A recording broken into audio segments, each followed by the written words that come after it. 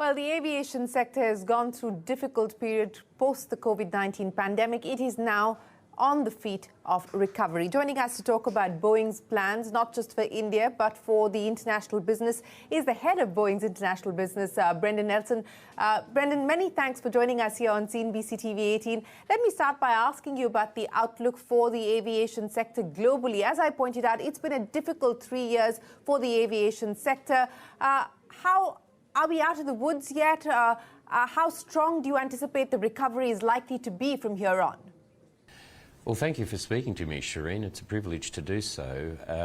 I think in terms of context, firstly, something I didn't realise until I came to Boeing is that 80% of humanity has not yet flown, has not yet been on a plane.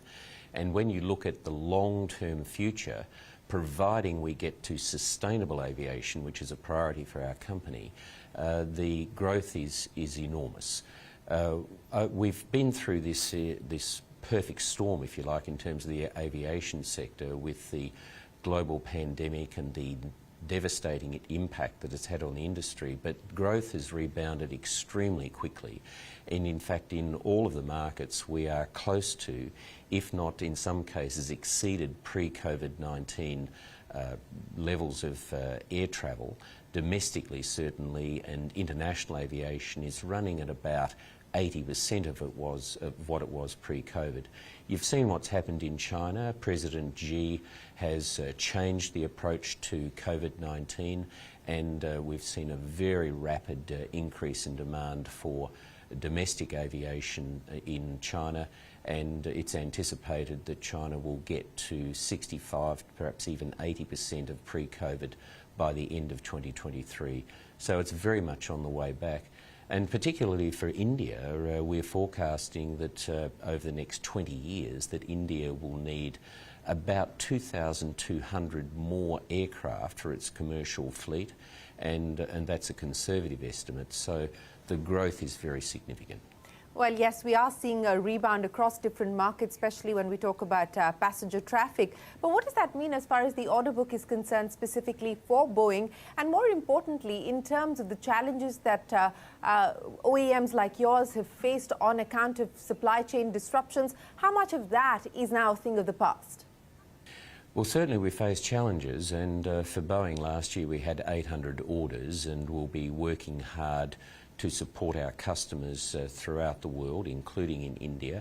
Many of them are going through fleet renewals as a way of increasing their sustainability, reducing their greenhouse gas emissions, modernising fleets, and a much more efficient operations.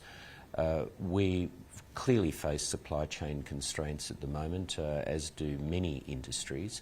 And we've been working hard to have our teams that are actually working with our suppliers. We're looking at bringing new suppliers that we may not have used in the past into our supply chains.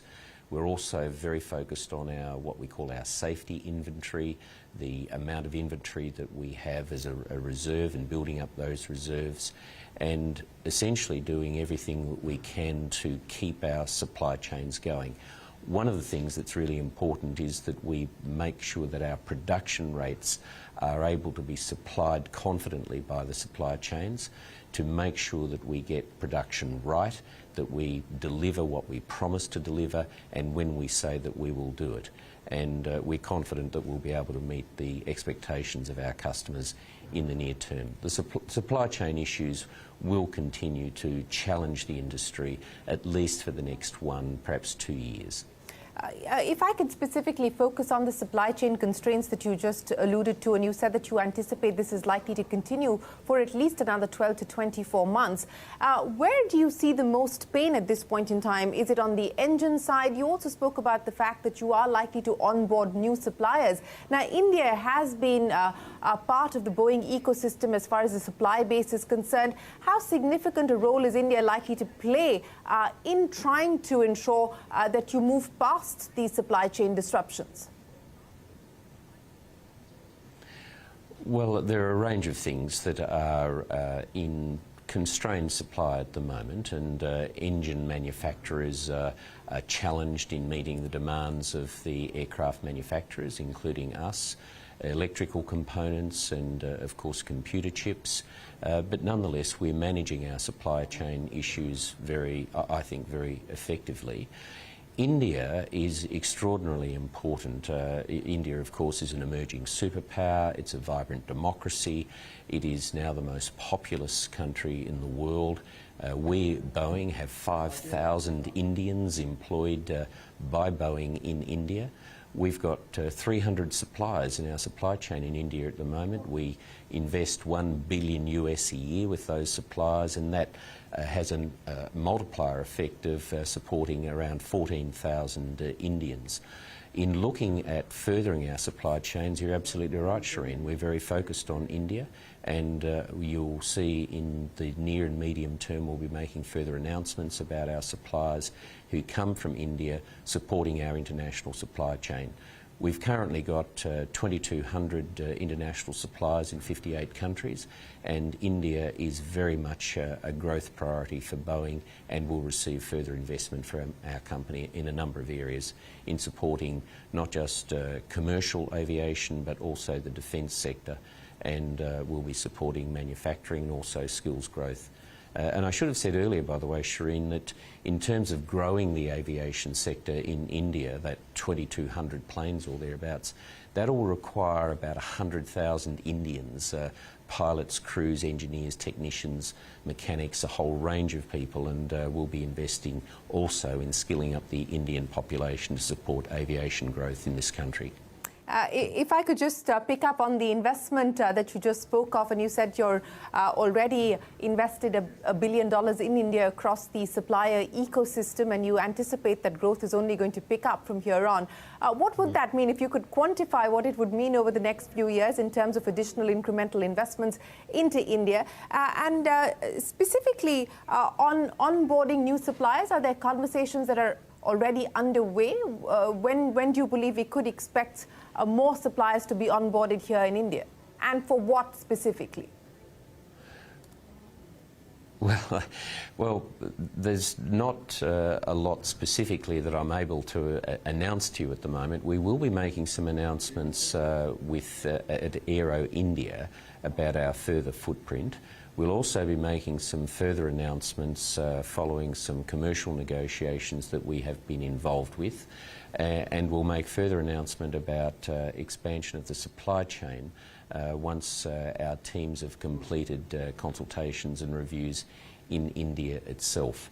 But I can only reassure you that our workforce in India, our direct workforce, is certainly going to grow from its current 5,000, and our suppliers will be increasing from the 300 that it currently is.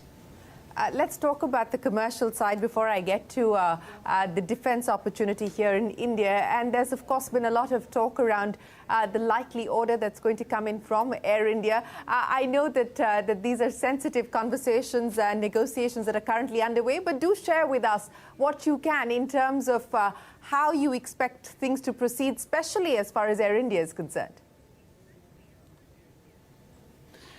Well, at this stage, Shireen, there's not a lot that I'm able to say about the detail of Air India.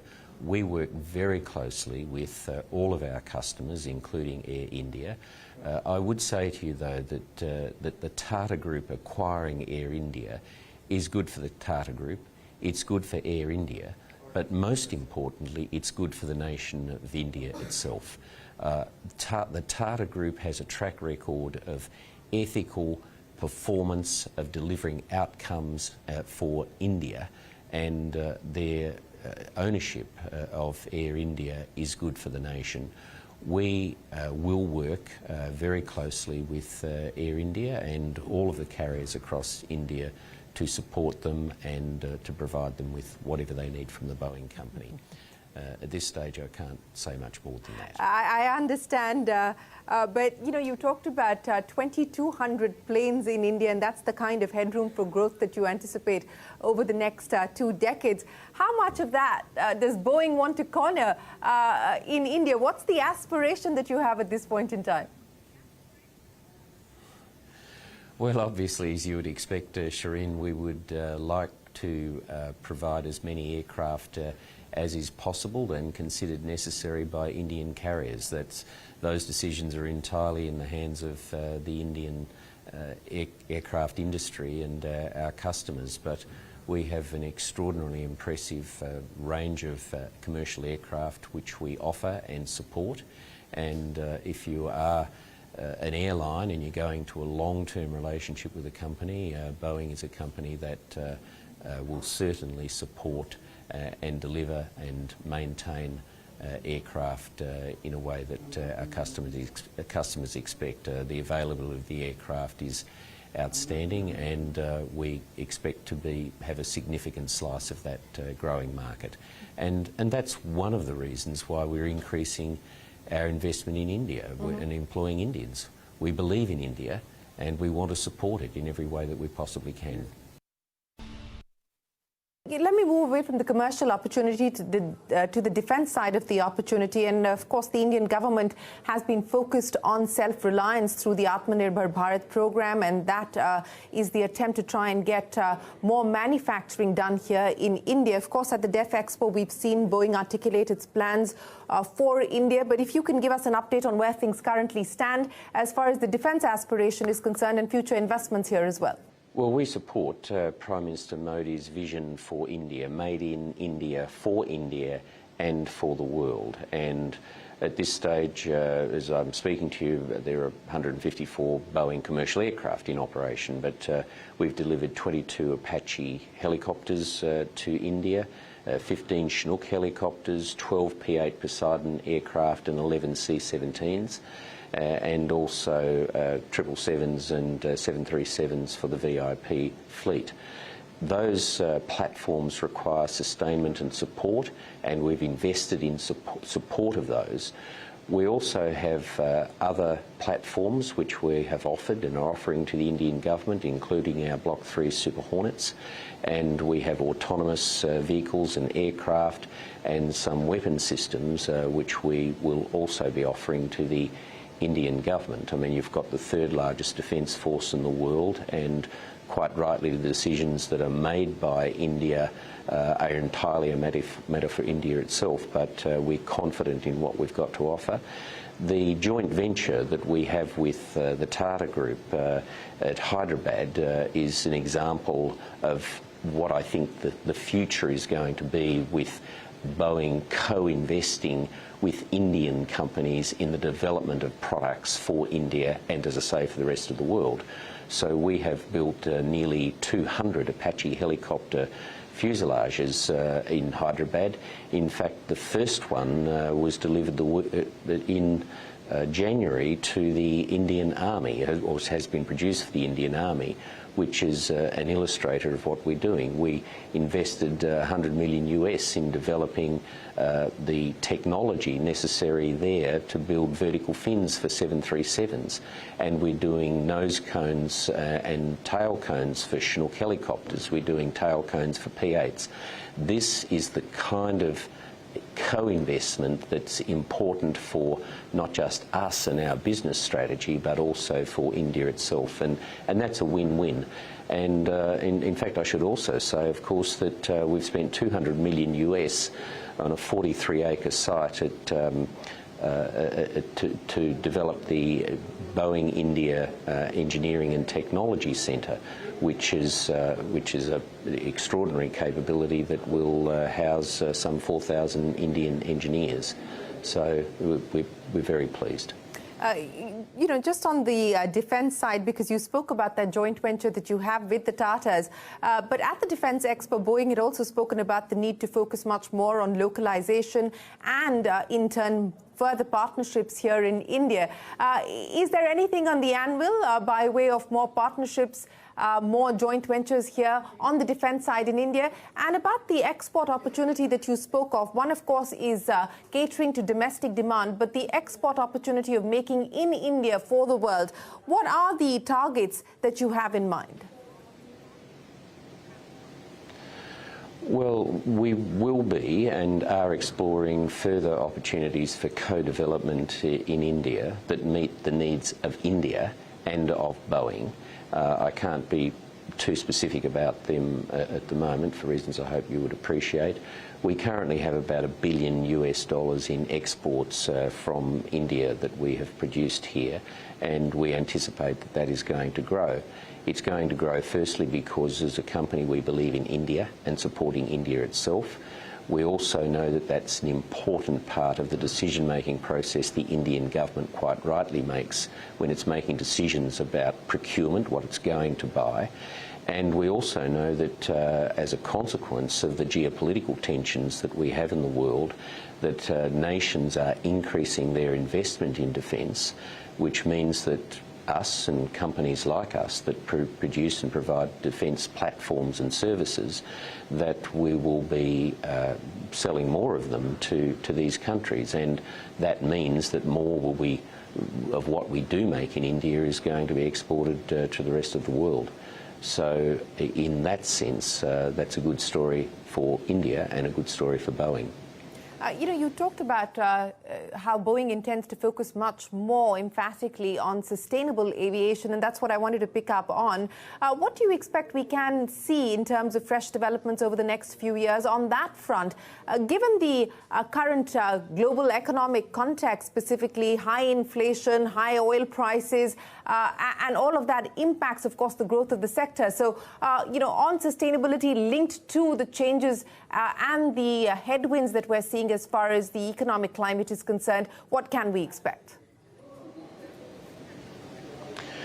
Well, what's extraordinarily important, Shireen, is that all of us, it doesn't matter what you do, where you live, what industry you're in, we have to cater for the needs of our generation whilst protecting the capacity of the next and subsequent generations to cater for theirs. We have to be sustainable. Aviation is 2.6% of global greenhouse gas emissions, about 12% of that in the transport sector. So for Boeing, at every part of what we do, in our manufacturing plants, our assembly facilities, the management of waste, water, energy, recycling, all of those things to reduce our footprint to zero, and our ambition is to get to net zero in aviation by 2050. So what you're seeing at the moment is, and I mentioned earlier, fleet renewals by airline carriers, because the quickest way to reduce your greenhouse gas footprint is to purchase new aircraft. So a 737 MAX 8, for example, will reduce your footprint by about 25%, a 787 by about 20%. And then sustainable aviation fuels is certainly in the near, medium and long term, for long haul especially, is the solution for decarbonising. So we're investing very heavily in various parts of various facilities around the world and partnering with other companies in the development of and production of sustainable aviation fuels, or SAF as it is called. In the near term, that is the quickest way, apart from fleet renewal, to get to zero emissions. And we're also working on electrification, which will certainly come in the near term for smaller aircraft on shorter flights, turboprops, and of course we're working on hydrogen, but hydrogen is not going to be the solution for commercial aviation in the near or medium term. In fact, The Economist last year described hydrogen for medium and long haul flights as a techno fantasy for the next few decades. But we're working on all three of those ways of decarbonising aviation, as well as the complete life cycle of aircraft themselves. So it informs everything that we do, and we have an immense responsibility to decarbonise as quickly as we can. Our ambition is to be at net zero by 2050. That's the commitment of the entire aviation industry, and certainly of Boeing. Mr. Nelson, let me end by asking you about what we can expect as far as 2023 goes for Boeing. 2022 was a turnaround year of sorts, given the difficulties of the past, especially with the 737 MAX. What should we expect this year, specifically as far as certification is concerned, of some of the newer variants? Well, the decision to the certification of the aircraft, the 737-7, the 737-10 and other platforms is entirely a matter for the regulators themselves. We're working very closely with the regulators in getting the aircraft certified as soon as they safely and practicably and confidently can. I'd also say on the financial front, for those who follow our financial performance, last year we were back to $66.6 billion in revenue and free cash flow of $3.1 billion. We advised our investor conference in November last year that we expect in 2025-2026 to have about $100 billion in revenue and an operating margin of about 10% and $10 billion in free cash flow. As I said earlier, we had 800 orders last year. We are very confident that we're very much on the right track and we have significant growth ahead of us. But we still have, we know that we still have a lot of hard work to do, and we're making sure that we earn the confidence of our customers and the travelling public. Ben Nelson, it's been a pleasure speaking with you. Thank you very much for joining us here on CNBC-TV18 and taking us through Boeing's plans for India specifically. We look forward to seeing you back here soon, but thanks very much for joining us today. Thank you, Shireen, and I will be back. Well, with that, it is time for us to wrap up the CNBC-TV18 special. We'll take a quick break. There's a lot more coming up. Don't go anywhere. We're back in a minute with more.